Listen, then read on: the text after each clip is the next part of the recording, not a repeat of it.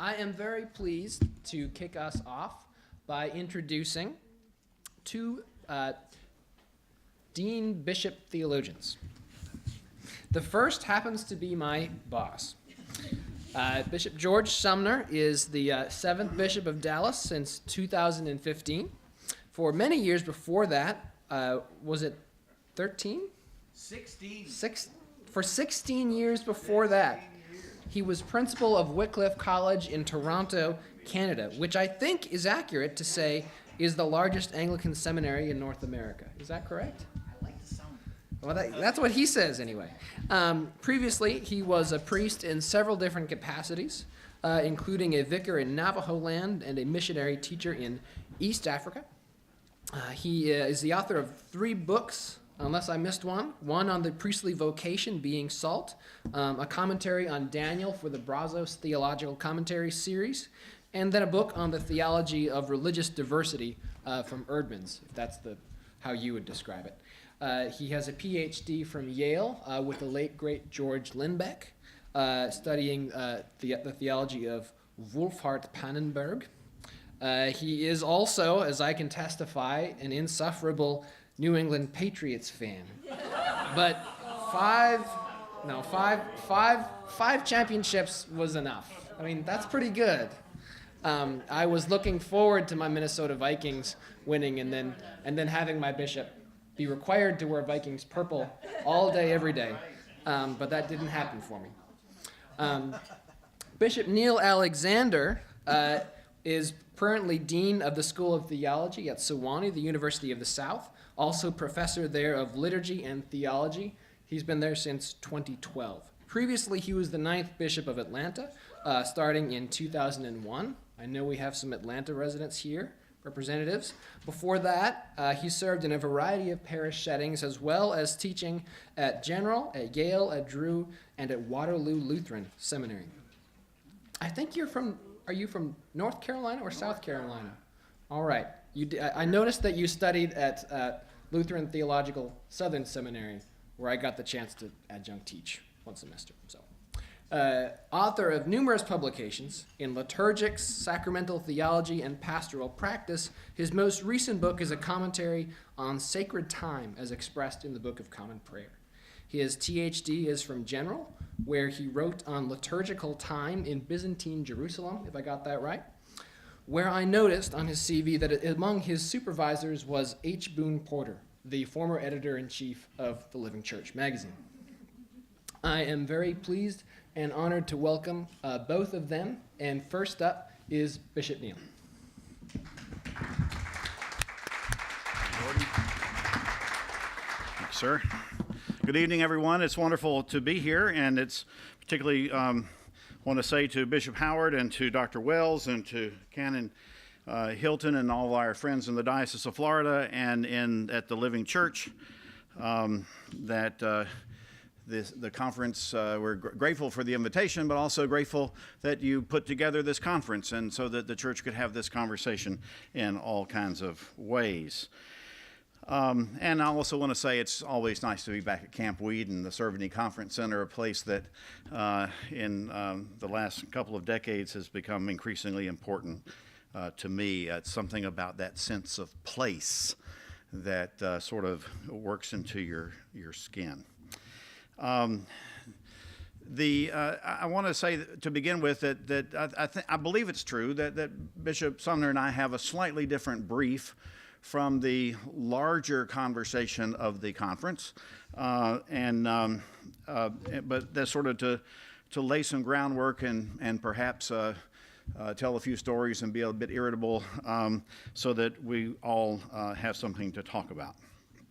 And I think we're hoping that we'll speed through this and he'll go through his, and then we'll have a few minutes for conversation before we have Compline. Let me begin with an affirmation that I believe from the bottom of my heart and which has guided the work of the School of Theology at Sewanee since at least the deanship of Urban T. Holmes in the 1970s. And that affirmation is this: theological education is a birthright of the baptized. theological education is not for clergy only, but for all the people of God. When I was in seminary in the mid-1970s, the jargon was that we were being taught to be lifelong learners. I later figured out that that was simply a clever way of saying that no seminary, no matter how comprehensive its curriculum, no matter how effective its faculty, no matter how creative its offerings in field placement or parish placements or internships, was going to prepare us with anything more than the essential tools to begin ministry. There was no illusion of expertise. We were being taught how to begin. The concept of the fully formed priest ready to hit the ground running would have been regarded as laughable.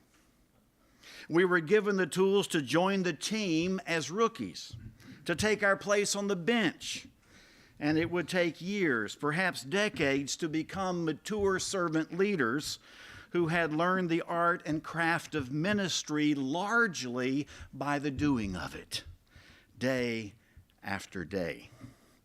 The competence we had to demonstrate was readiness to begin ministry. This, of course, is what one would expect from any member of the baptized, it seems to me. The ancient church, you'll remember, made that distinction between pre-baptismal catechesis, learning those things needful in order to make a profession of faith in Jesus as Lord and prepare to receive the sacraments of the resurrection, as over against mystagogical catechesis, a process of learning and formation for those in Christ that was to be lifelong. A new Christian was expected to mature in faith and deepen in formation precisely because they did not, in fact, they could not know everything needful at the time of their baptism. Baptism set them on a journey that would lead them over time and with discipline to maturity and holiness. It's not all that different from those to be ordained. In both cases, the competency that is required is readiness to begin the journey toward what God is calling one to be. Consequently, then, I want to affirm a variety of local formation programs in dioceses across the church. Indeed, during my time as the diocesan in Atlanta, I encouraged the formation of a local school of mission and ministry for the express purpose of offering mystagogical catechesis to all the baptized, to gather the faithful for study and formation at a level deeper than even the most well-resourced parishes could manage. If we believe that theological education is a birthright of the baptized, then I believe we need to do everything possible to make that as widely available as we can. It was for that very reason that Sewanee gave the church education for ministry 45 years ago, and well over 100,000 people have participated in the program to date.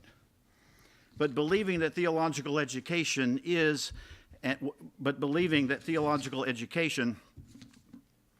for all does not mean that the education and formation of clergy is exactly the same thing. And it's to that I want to turn. I want to turn to that famous American sage and folk theologian, Fast Eddie Felsen. Now, to refresh your memory, or perhaps create it, Fast Eddie was the featured player in a pair of films about the game of pool. Films that also included, as a co-star in a sense, the legendary Minnesota Fats. Always loved that name. In the second of these classic films, a now aging Fast Eddie takes on a protege and seeks to teach him the mysteries of pool. At one point, fairly early on in the story, Fast Eddie says to his young pupil, excellent pool is not about excellence in pool. It's about becoming someone. Which is to say that all the ability and skill and mentoring and mastery of the tricks of the trade do not amount to much if your heart and soul, if your core identity is not that of a pool player. Friends, I believe the same is true of ministry. Excellent ministry is not about excellence in ministry. It is about becoming someone. I believe that about as strongly as I believe anything apart from the fundamentals of our faith. What Fast Eddie Felson's dictum says to me is this: theological education, in the first place, is not about the people we are called to serve. It is about us, about you and about me. Or, as I often remind the faculty and students at Sewanee, theological education's first concern, not only concern, but first concern, is not Mrs. McGillicuddy on the fourth pew of St. Albans Parish, but it is about the people in our classrooms, in our field placements, in our internships. Neither is theological education in the first order, I believe, about the formation of congregations, the gospel work of social justice, or the church's evangelical outreach. Because those things are our life's work. Theological education is about forming us, shaping our minds, bending our wills, filling our hearts, touching our souls, pricking our consciences, challenging our assumptions, irritating our sensibilities, and picking at the scabs of our self-righteousness. Only when these things begin to happen will our people be served. Only when we are formed, changed, fermented, matured, and enlightened can we begin to hope for the same for those entrusted to our care. I've been engaged in theological education for over 40 years, most of that time as a professor. And I have never believed that more than 10 to 15% of what people learn in seminary is directly applicable to on-the-ground ministry. And that's just fine. 85 to 90% of what happens to one in seminary, to one's mind and heart and soul, is about shaping a servant, forming a priest, making a pastor, and doing these things to the core of one's being so that one becomes that raw and fertile and fecund and centered stuff from which can grow and from which can blossom an entrepreneurial priest or a community organizer or a change agent or a visionary in whose chest beats a heart that is inspired by the Spirit of the risen Christ. I've also had the enormous privilege of watching decades of former students grow into being rather extraordinary servants of Christ in His church. And the common thread that runs through the vocations of most of them is that excellent ministry is not about excellence in ministry. It is about becoming someone. Many of them have become incredibly gifted and inspiring leaders.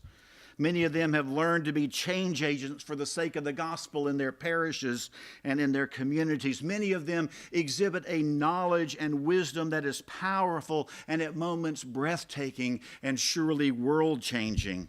And none of them learned any of that in seminary. But all of them became someone in seminary, and that made who they have been and what they have done possible. theological education, I believe, is about becoming someone. Now, because that is my orientation to theological education, it will surprise no one that I continue to believe that the best way to become someone is to make a commitment to residential theological education. Now, let me be the first to say that that is not perfect. There is much too much to try to cram into 6 semesters. I've always really thought the seminary should be about twice that. And any dean or faculty member worthy of their lunch will confess to you, if they're honest, that what often keeps them up is worrying about the right combination of all of the stuff for which we are responsible for the service of a slowly changing church in a fast-changing world. But with all of its shortcomings, which are legion, I continue to believe that residential education is still the best we've got. It's not all we've got. It's not the only thing we need. But I do think it's the best we've got. That said, the historian in me must hasten to say that while residential education has long been the norm in the Episcopal Church, it has never been the sole form of preparation for holy orders. There have always been alternatives. And let's be honest about that. Reading for orders, a wide variety of bivocational training programs under the old Canon 9 provisions, licentiates in theological studies that were substitute for theological degrees, available almost exclusively on a part-time basis and often in the summer. And just imagine we did all of that without computers. So to be historically honest, we have been where we are now for a very long time. The difference may be that we had a widely accepted norm that was clearly articulated: residential education in a seminary of the church, and very carefully crafted and supervised alternatives for those in situations that, for very good reason, were considered to be an appropriate departure from that norm. And with those departures often came restrictions on the practice of ministry and the mobility of those so trained, and that's clearly a problem. That there have long been alternatives to the norm, I believe, is beyond debate. Where the debate now rests, I suspect, is whether or not the long-established norm of residential education is still, in fact, the norm, or whether the alternatives of one sort or another have perhaps unwittingly become the norm. Formation and education take time and require a change of place. Let me say just a sentence or two about each of those. Formation and education take time even for the brightest and best. If education was only the transfer of information, and formation only the sum of a list of priestly attributes to be mastered, then we might really think differently about all this. When I reflect upon my own theological education, for which I am profoundly grateful every day, and more particularly when I have participated in the education and formation of others, the transfer of information and the mastery of content is only a small part, a modest part of the action of being trained and formed and educated for ministry. What happens optimally is when information gets worked out in conversation and debate, in long dialogues at the tavern, when late-night prayer groups or Bible studies devolve in debates over theology or pastoral practice. The stuff constantly gets chewed and mulled and formulated and reformulated and tested on the anvil of community life and supported by community prayer. Thus, information gets beat into knowledge that is on its way to being wisdom, with due apologies to T.S. Eliot. I know we live in a fast-paced world. I recognize we are the impatient generation, but education and formation take time.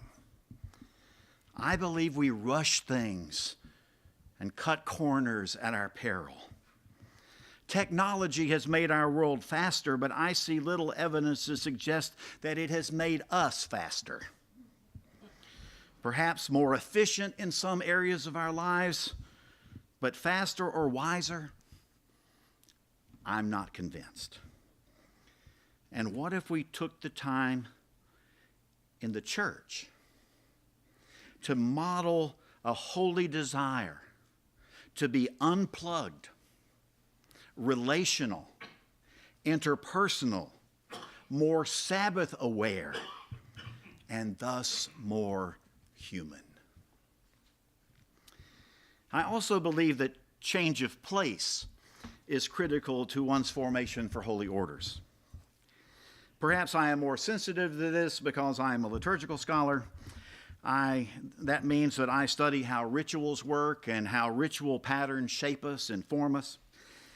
And by the way, that's really what liturgical scholars do.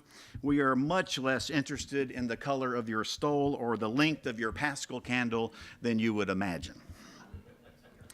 And one of the ritual patterns we know a great deal about is the necessity of leaving home in order to become someone.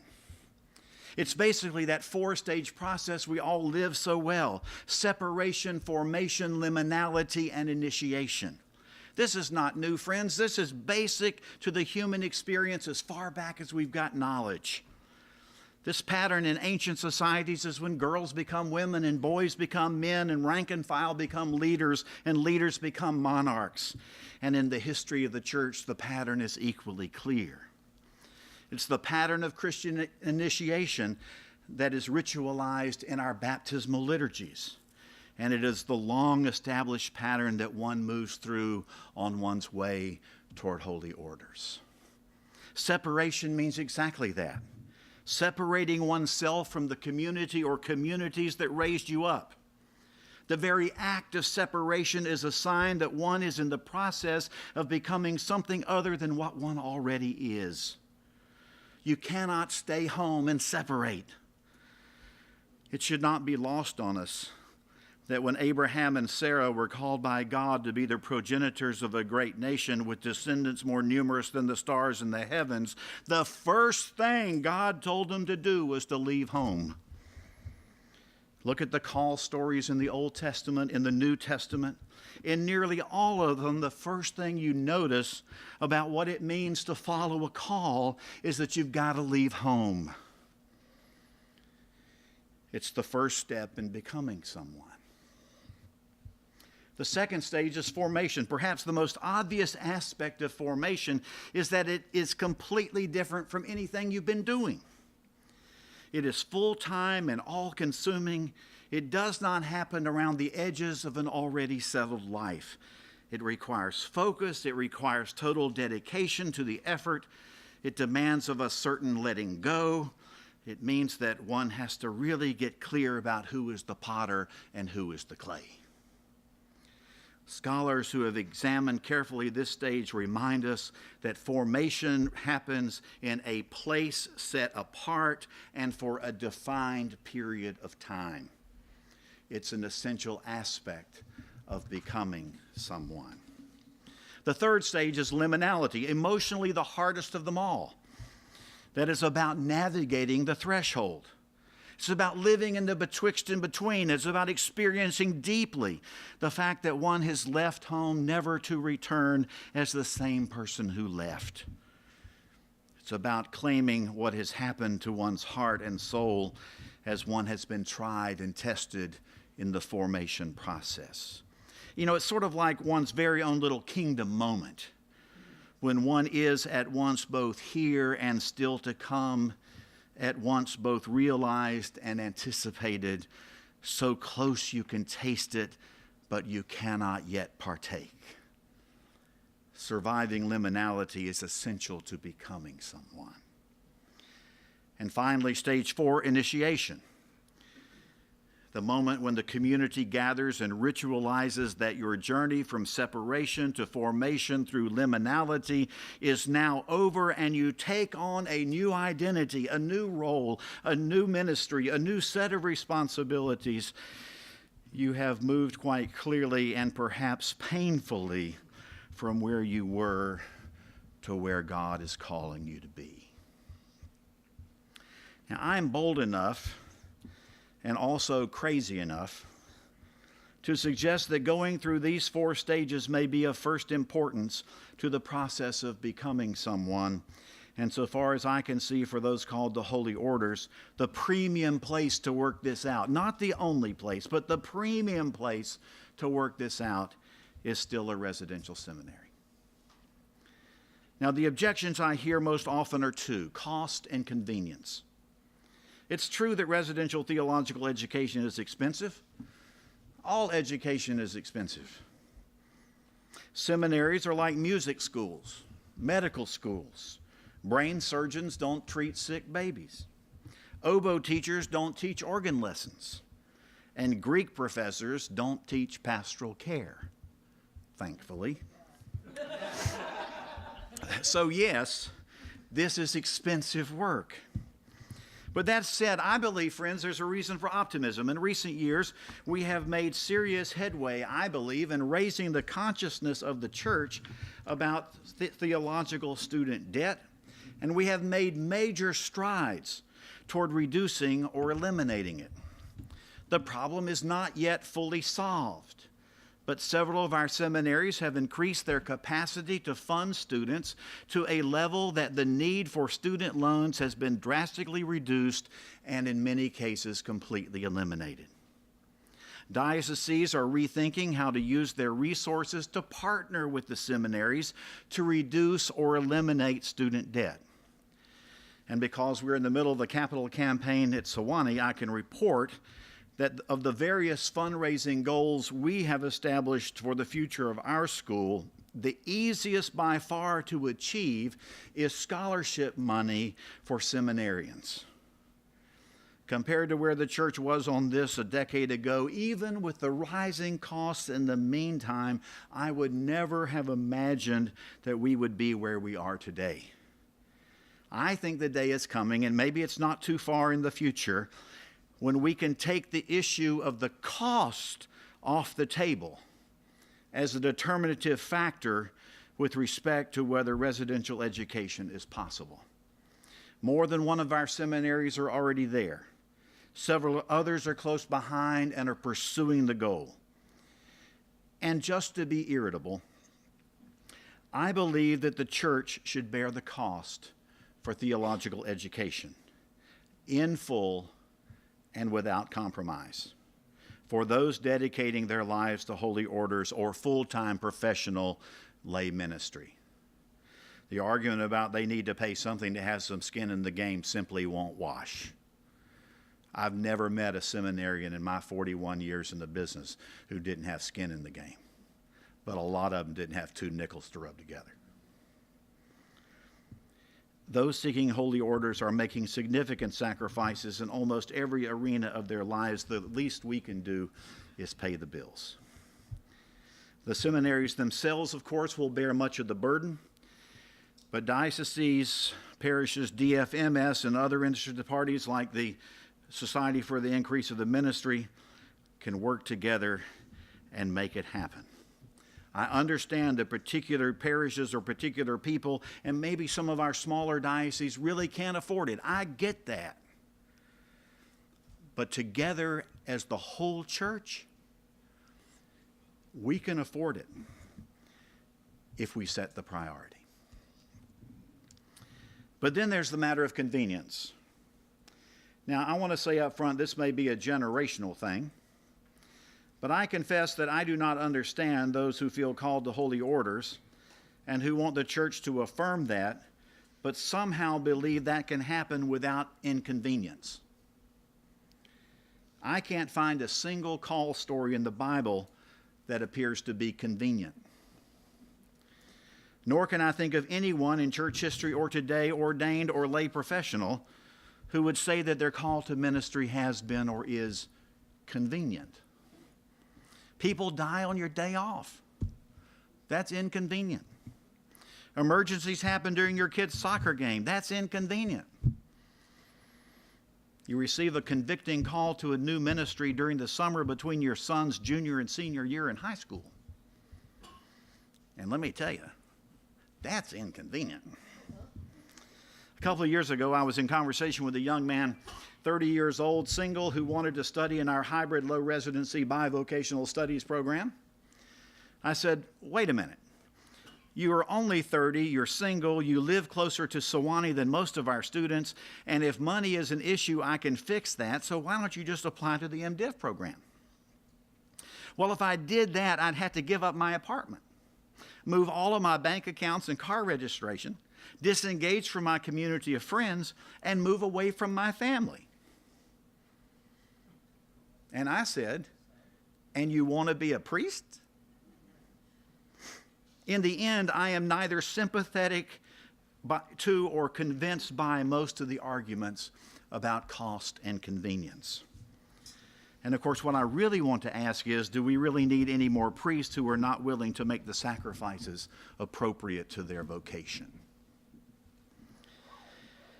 To circle back to the beginning, I would love to see a local program in Christian formation in every diocese in the church. Of course, what I mean by that is mystagogical catechesis for all the baptized, opportunities for disciples to get together and go deeper into the scriptures, into the faith of the church, the sacraments of the resurrection, the church's moral vision, and the practices that make for a faithful Christian life. I understand that that may be impractical in dioceses that are largely rural and spread out, so let's rejoice in the gift of online communities of learning. One of the fastest growing demographics in EFM is our online groups that bring together learners in far-flung territories that could be together and study together and pray together and grow together in no other way. That's not quite like being in the same room with a good pot of coffee and a plate of deviled eggs, but it is a gift of great value, and we should embrace it. And I want to tip my hat to those who are studying for holy orders under severe constraints. That is not new. That's always been the case. And we are all here, I hope, to help. Sewanee has a hybrid program of low residency and online learning that has been well received and continues to grow. The Seminary of the Southwest, CDSP, Nashotah, and I'm sure there are others with which I'm less familiar, but about which we will hear in the next couple of days, have online and low residency programs for those who need those kinds of alternatives.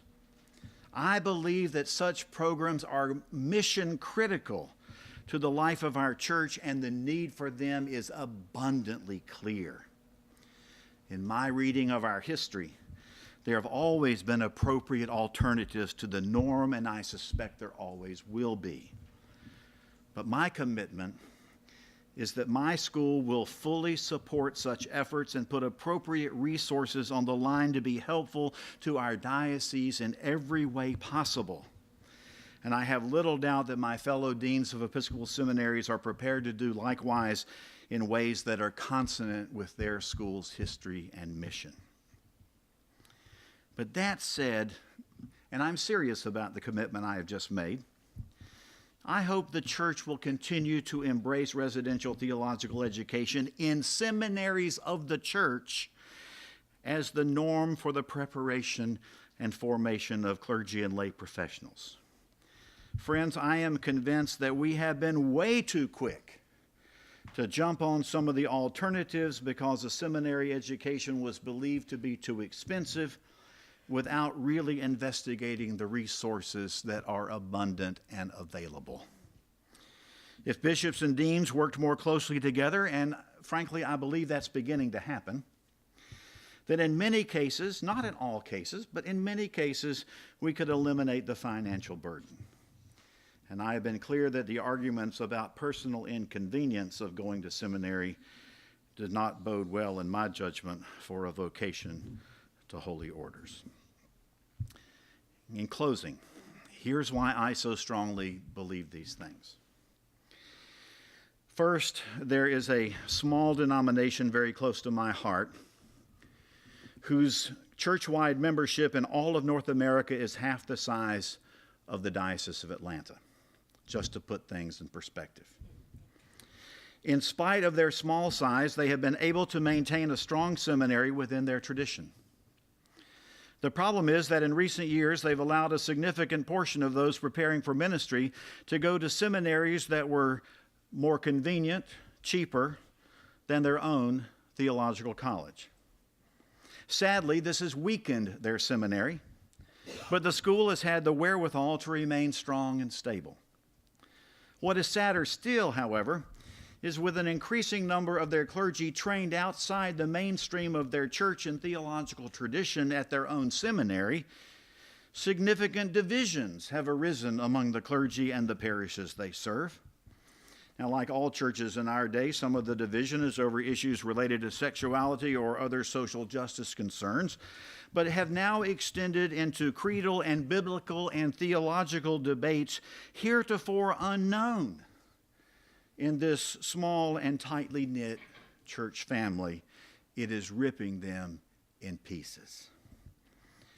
What is most telling, however, is that the division of the house of clergy is entirely along the lines of those who were formed in their own seminary as over against those formed in a seminary of a different tradition. Now, while the Episcopal Church is much larger, I don't get to say that very often. While the Episcopal Church is much larger and significantly more theological diverse as a family than the family of faith that I am describing, I can't help but wonder if I'm not seeing something of the proverbial canary in the coal mine. How long can we train half of our ordinands at non-Episcopal seminaries and still maintain a recognizable form of North American Anglicanism? Perhaps that is not important to you, but it's profoundly important to me. Being a Scottish non-juring American Episcopalian is a very large part of what makes me me. In all of its untidy weirdness, how do we protect the integrity of our Anglican identity without at the same time being narrowly parochial? I don't have a comprehensive answer to that question, but I'm pretty sure that the seminaries have got something to do with the answer. Second, as a historian, I believe that the church in any age is only as strong as theological education. It is certainly true that through the centuries there have been a variety of modes of theological education and formation. We've not always had seminaries. Actually, seminaries are fairly recent in the history of the church. And let's not forget that many of the great universities of the world were created to educate and form clergy for the church. But my point is this: a fair case can be made through the history of the church that when the church was strong and vigorous, theological education for the clergy, however it was done at the time, was likewise strong and vigorous. And in those seasons in the church's life when our witness has been less than effective, theological education during that time was not everything we might have hoped it would be. Perhaps the clearest example of this is the Protestant Reformation. Yes, there was a problem with indulgences and works righteousness and sacrificial masses and abuses of power and misuses of resources and a whole list of other things in need of reform. What we seldom remember is that in the century leading up to the Reformation, with some notable exceptions, was one of the weakest periods in the history of theological education. I'll not go far as to say that the failure of theological education caused the Reformation. That would be a hard one to defend at this time of night. But I am confident in saying, and will defend, that it was a contributing factor that is often underappreciated by scholars and teachers of the Reformation.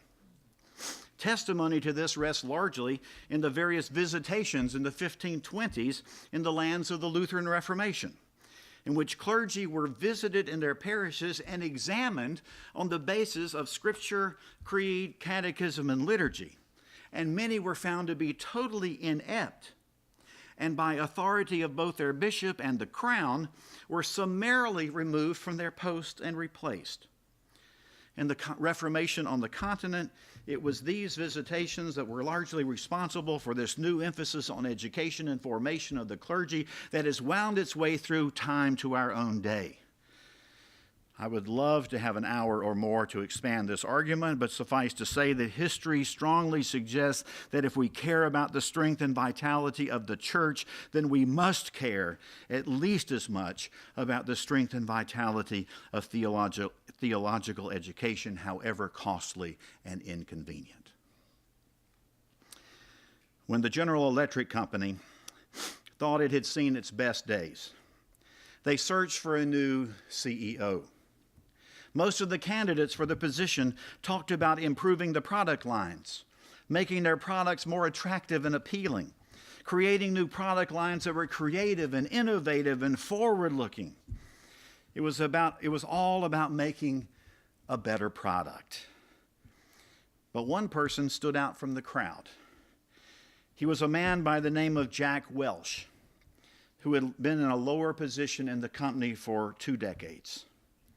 He caught their attention by saying that you don't fix a failing company by tinkering with the product line. You turn things around by investing heavily in the leadership.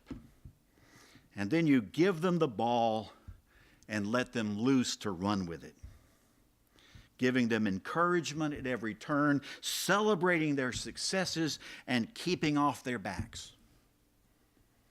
He got the job. And he did exactly what he said he would do. He invested heavily in the training and retraining of the company's leadership, and then he let them loose.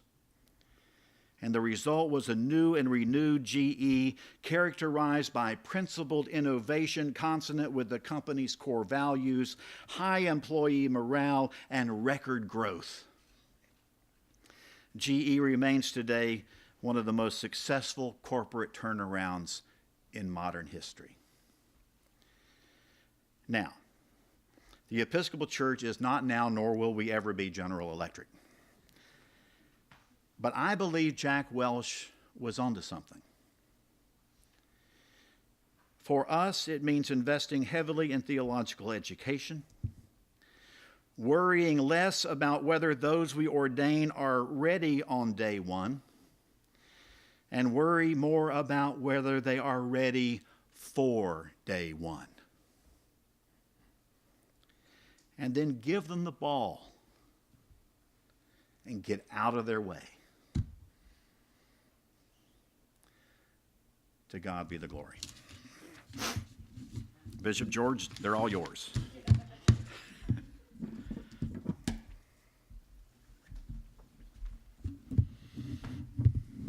Good evening.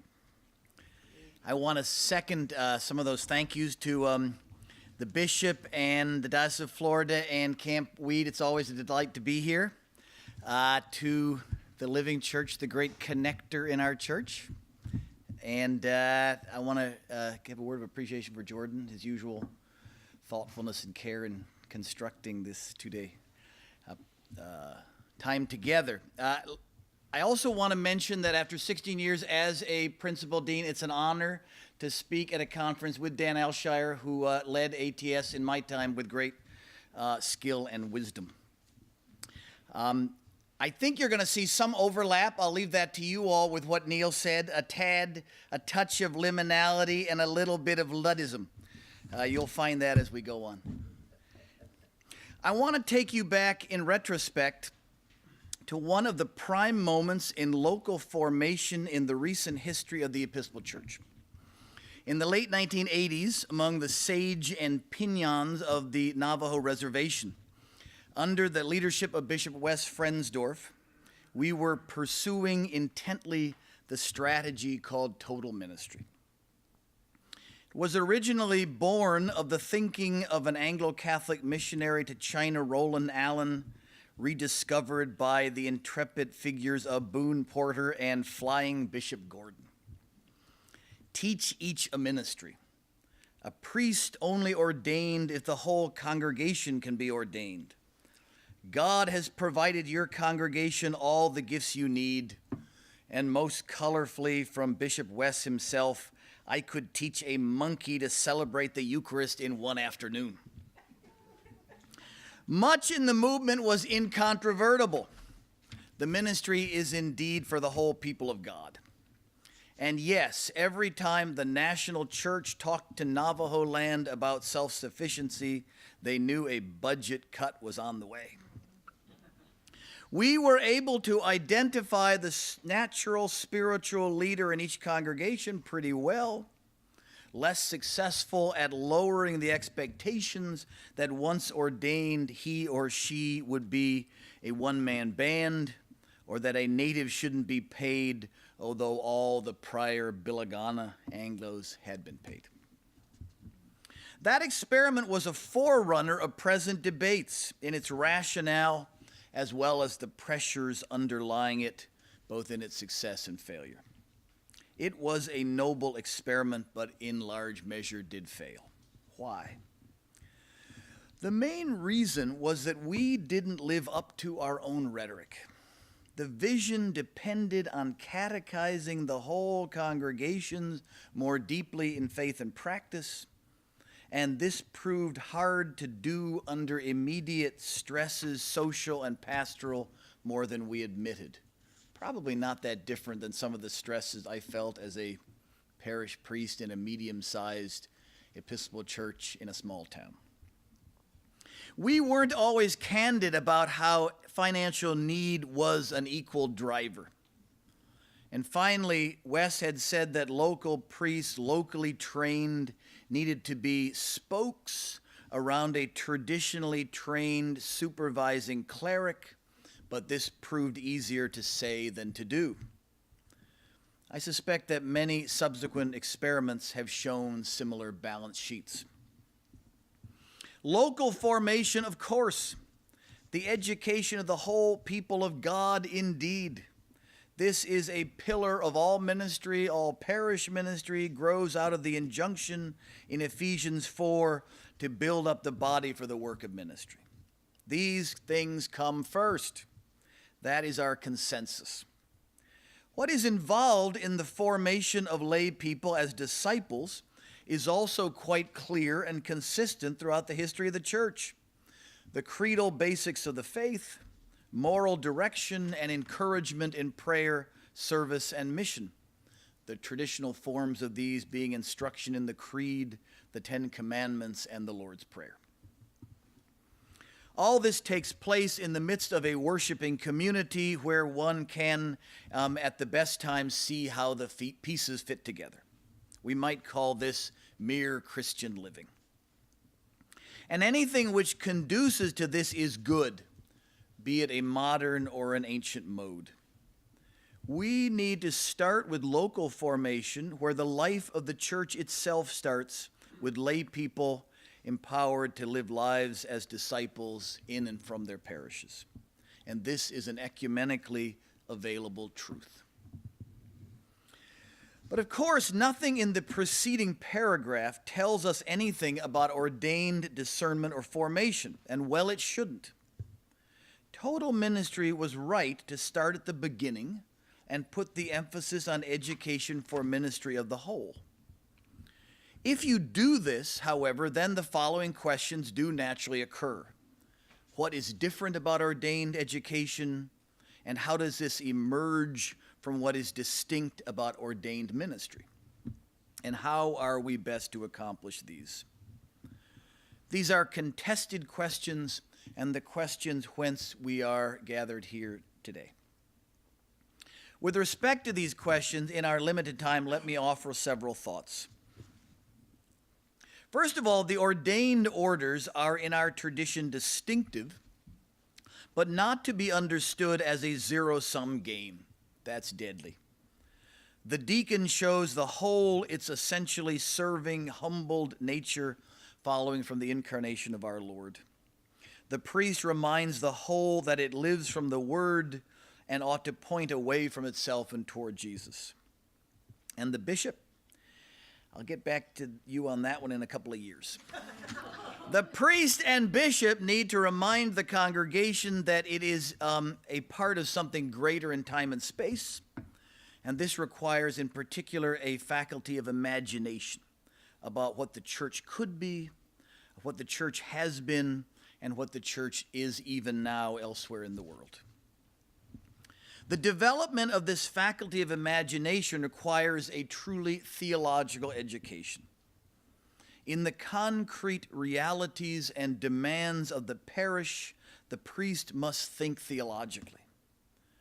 On this score, we can allow no failure of nerve, unless, of course, we were to argue that leading and teaching a congregation today were somehow easier or more straightforward than in previous generations. So the consensus, first of all, catechism for the whole, followed by the question of the distinctiveness of orders, which leads to, for me, to the observations about the importance of imagination and self-consciously theological training. Let me say this, what I mean to say another way. Catechism forms us to know and live out the faith and to be able to transmit it to others. It gives us the words. This is what is called first-order speech. You learn how to say things Christians say. But theology is a second-order activity. It means you ask questions scripturally and doctrinally about that speech in relation to the world. You can confront new situations and apply what you have learned.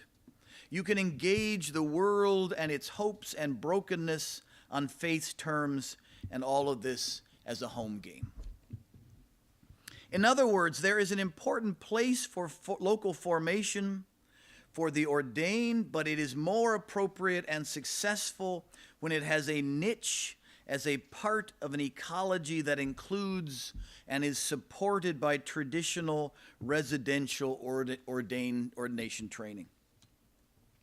And this is true because the latter is where we more readily find the development of imagination and building up in theology, which is required for the vocation of the ordained. All right, so that's my case. The ministry is for the whole. Within that, the ordained calling is distinct, and it needs in particular the development of imagination and theological training. So what does residential seminary offer that is especially consistent with the need for imagination and specifically theological reflection? First of all, there is more likely, not always, but more likely to be a full faculty representing the different disciplines of the study of theology. Second of all, the duration and intensity of the common life allows a greater internalization of that formation. Third, the constant guests, visitors, the breadth of background of fellow students deriving from the wider communion is a blessing.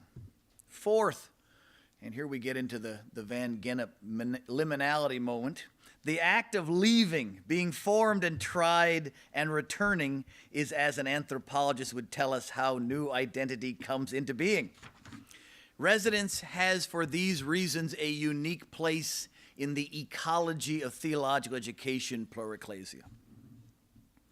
To be clear, my goal as well is not to disparage local formation. Seminary study is for the sake of supporting and guiding local lay formation. And there ought to be institutions that make courses that are like seminary courses available more widely.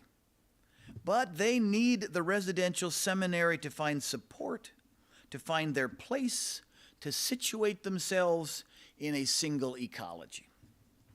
Think of the matter this way. Tertiary hospitals in big cities where this is a similar analogy, where cutting edge research goes on, they are few and they are expensive and may seem a luxury in a time when community health care is hard to get and hard to afford. But we would not be better off if we opted only for local clinics and community hospitals. The tertiary is where your cardiac surgeon studied and where the innovative approach to diabetes was discovered. Their existence promotes the health of local clinics, non-zero-sum game rather than competing with it. Together they make up an ecology and they exist in symbiosis.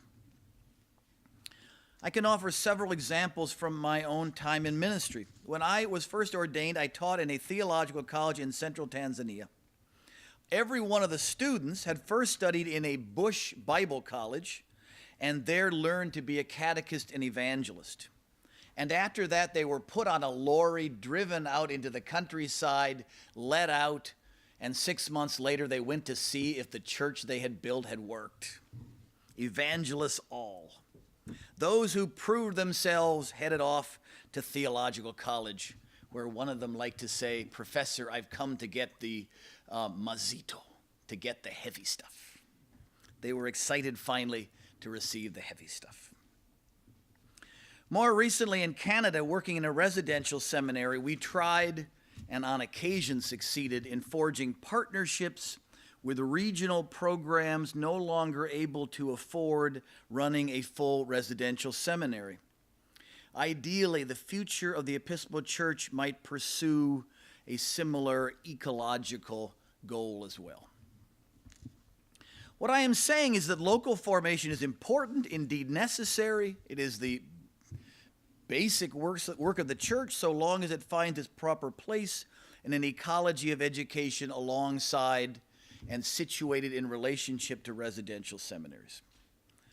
But one might reply, many of our students are older and it is not feasible for them to leave their homes and go to residential seminaries, especially since they are headed to non-stipendiary positions. I do not mean to deny this reality, nor to criticize energetic efforts to offer such programs for such ordinance. But I am saying that these efforts must stand alongside. They are stronger if they stand alongside the residential. This retort also helps us realize that residential seminaries need to play a role in raising the question of vocation to a younger generation alongside diocesan efforts.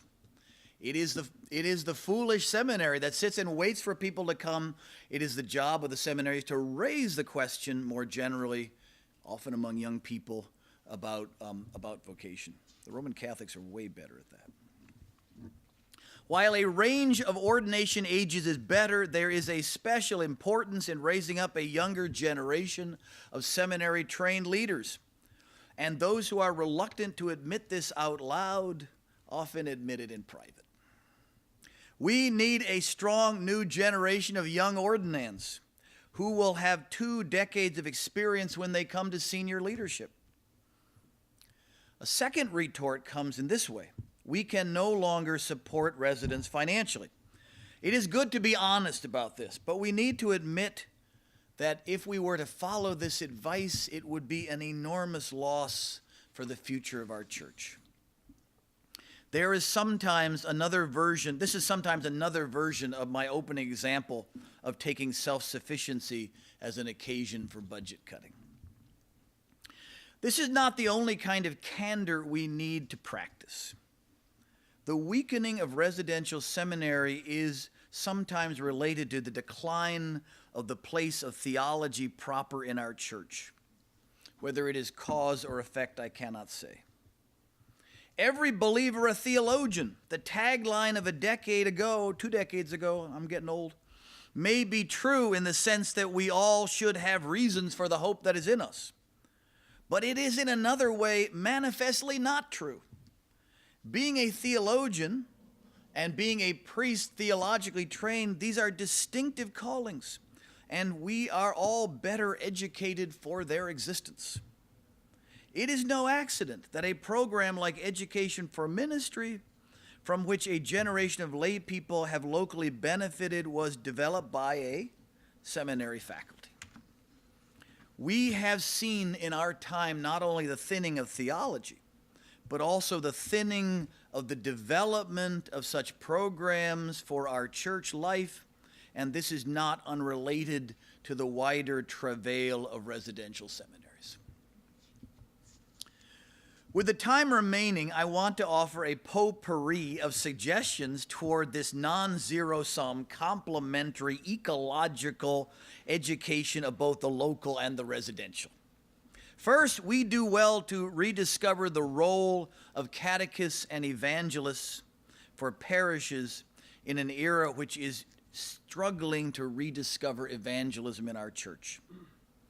And we will, I hope, be waking up to the need for a renewal thereby in biblical literacy, not to mention the retention of our young in the faith.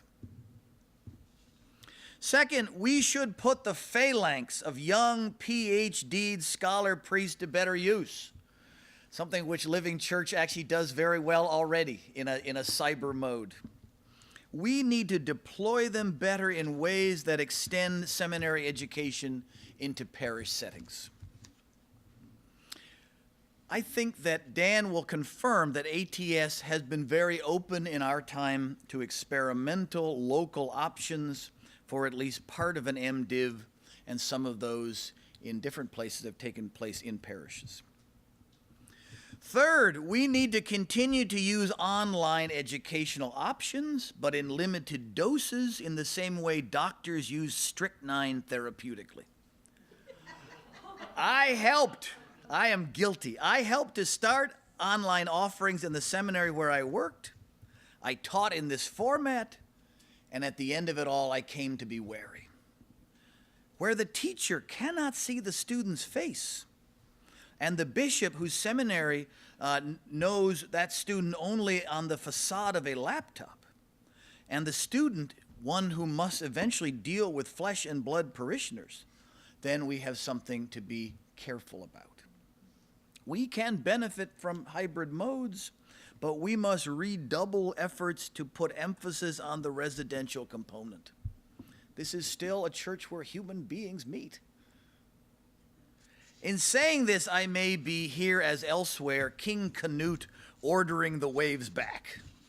But still, I have come to believe that here, as in most areas of our life, technology will, for the coming generation, prove to be something closer to the problem than the solution. Fourthly, make pastoral theology as theological as it is pastoral. If the seminary world has learned anything, it is that every fad of pastoral theology, pastor as therapist, pastor as spiritual guide, pastor as leader, have left us as unsatisfied as a dinner with a surfeit of MSG. It would be a shame if local formation were the recipient of the very theories that have come to be subjects of question in the seminaries themselves, recycled a decade later. Rather, teach local students that just as every theological question is actually a spiritual question, so every pastoral question is a theological question. Just prior to writing this talk, I read with great profit Restoring the Ties That Bind by Holland and Sachs. If you haven't read that, you should. It's actually hopeful. It is an insightful sociological study of the Episcopal Church. And one of its conclusions is that the vitality of our church today is found in local congregations striving to meet the spiritual needs of seekers and returners. But this cannot be the whole of our faith. We may experience the work of the Holy Spirit most powerfully locally, but we do gather every Sunday to confess the one holy Catholic and Apostolic Church. And we say these words as inhabitants of this Episcopal Church, part of the Anglican Communion. Giving an account of what the latter means is a considerable task for the next generation if we want to offer something more than facile abstractions or political answers of one kind or another.